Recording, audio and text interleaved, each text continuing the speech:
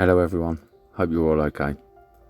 After finishing my last day's fishing in Mequinenza for this trip, I packed my van and got ready to drive some serious mileage. I had about 700 kilometers to go.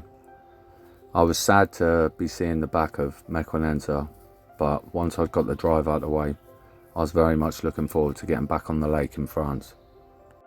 It didn't take long before I could see the mountains in the distance.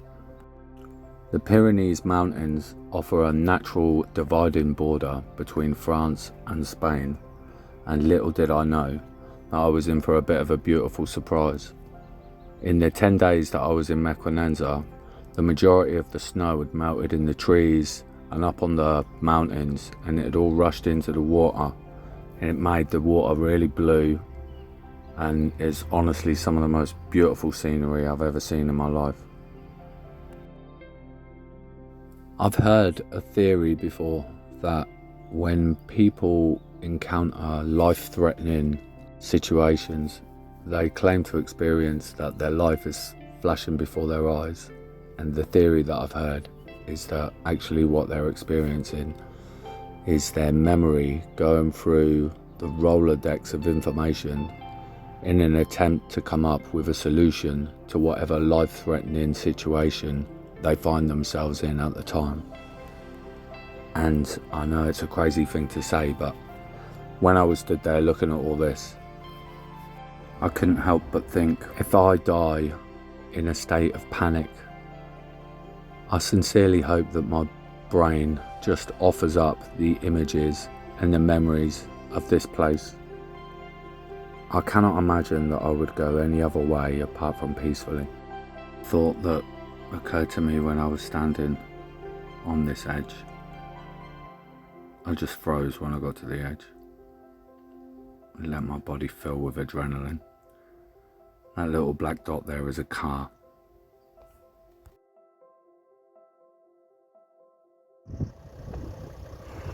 This is a bit frightening. I stopped a lot on this road.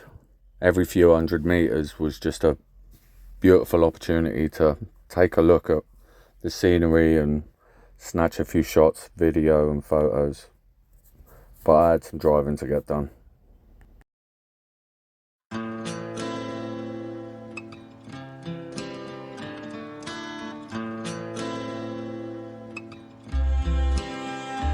I hurt myself today to see if I still feel.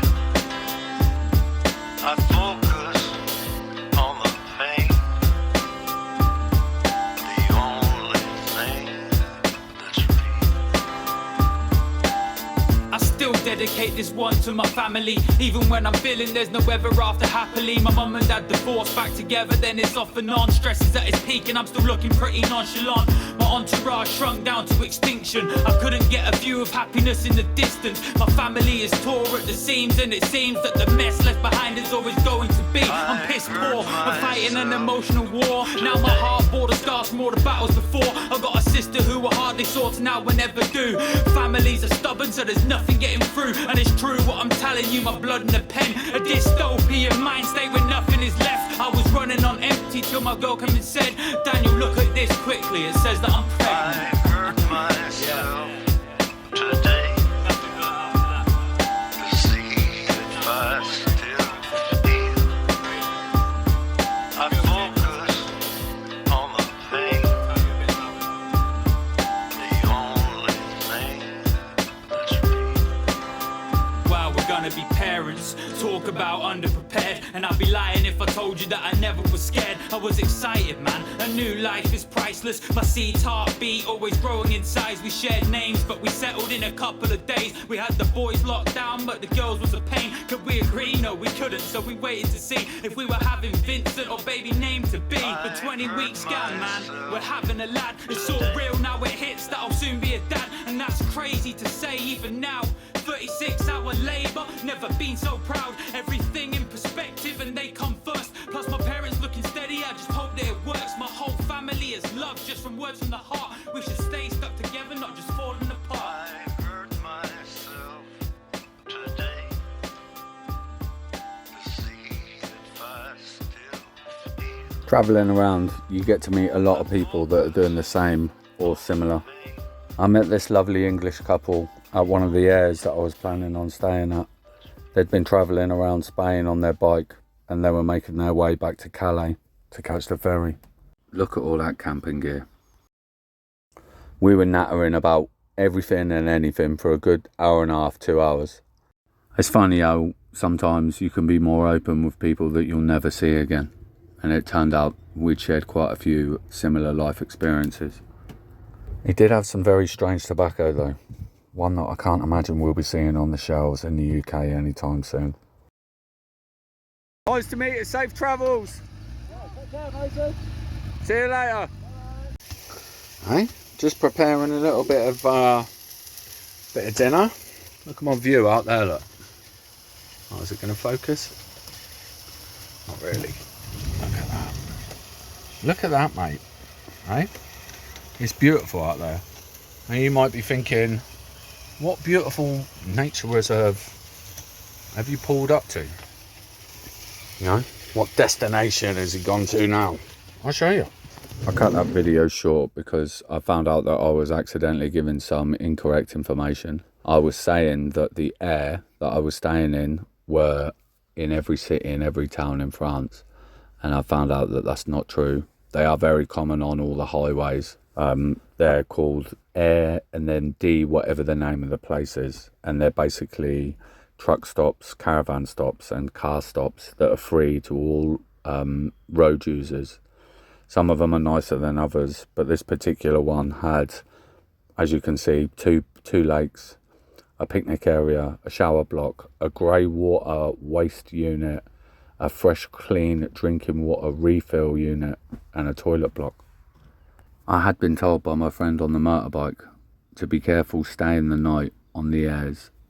I'd stayed on a few of them and I felt pretty confident, and I was planning on staying at this one, but then a complete stranger walked into my van and made me change my mind pretty quickly.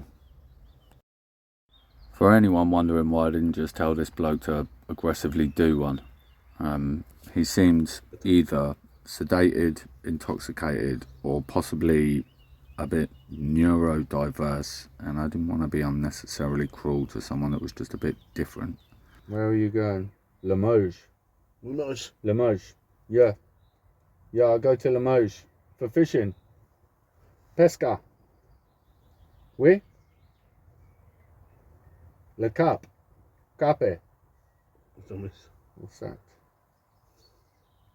There was a part of me that was just thinking that someone might be looking after him and they might come and get him any minute, wondering where he's walked off. Or in Limoges.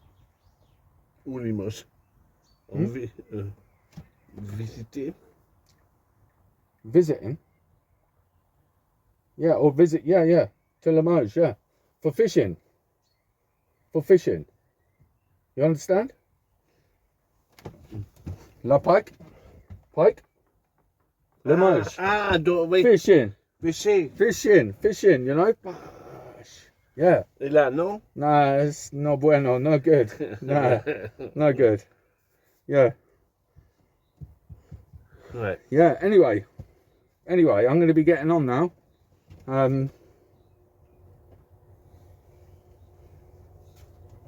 He just stood there. I felt very conflicted on exactly how to behave.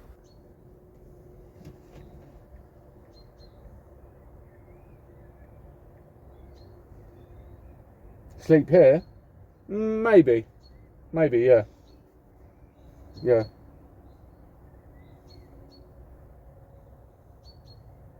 On one hand, I just thought that maybe he was lost, or maybe a bit mentally disabled, or just needed a friendly human to not be an arsehole to him at the time.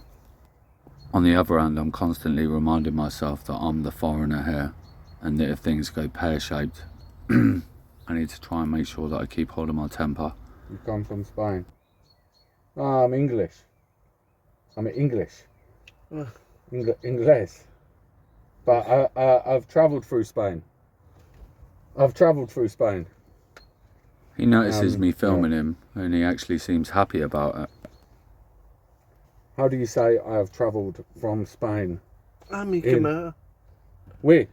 Ah, okay.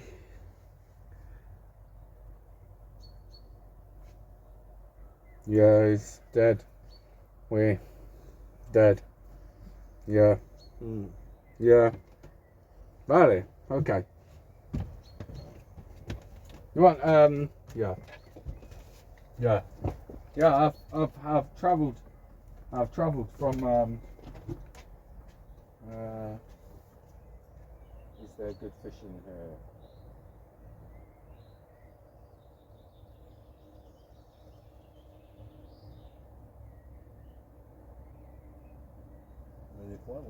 We? Yeah? Lovely.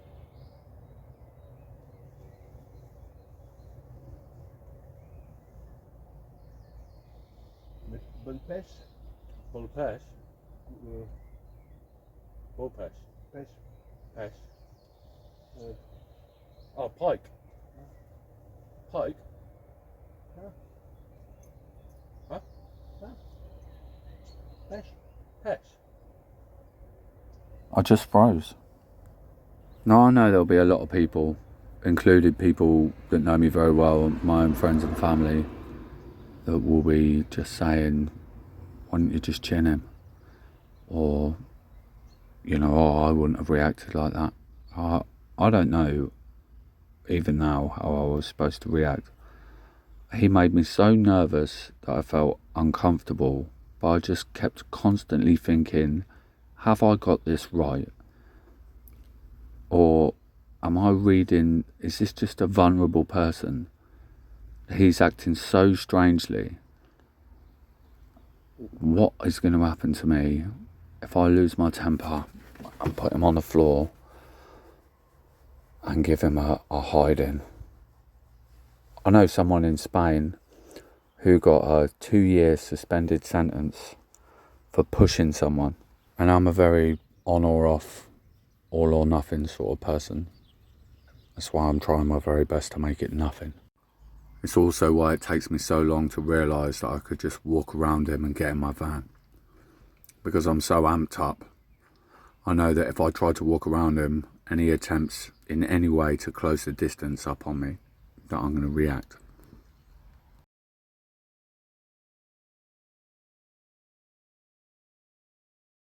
Okay, I'll go now. Okay? Jesus Christ. Yeah, I thought it was just like a really friendly bloke. He just jumped in my van. And then I said to him, you know, I was getting really uncomfortable with him being like this close to me. So I said, you know, let's jump out there. And then I wanted to change the subject because he kept standing really close to me. And I said, is there good fishing here? And he just went, wee, and he started undoing his belt and his trousers. Yeah. He asked me if I was staying there tonight. Not fucking now, I'm not. What a fucking lunatic, man. What a nutter, eh? Not a chance am I staying here now. He made me very nervous. He made me really nervous. Yeah. Not nervous like fearful of my safety, but nervous like he was going to put me in a position where, you know, when you're thinking like, am I in danger? You're like, you want to get it right, don't you? Before you react and hurt somebody. You want to get it right. I don't think I was in danger. I was keeping an eye on his hands. He was acting really strange. This is probably just a popular cottaging site or something. It happened to me once in Spain years and years ago. Some geezer walked past me and just sort of waved at me, and I thought, oh, he's friendly, and I waved back, and then he circled back round and asked me if I'd perform an act on him, and I was like, absolutely not, mate.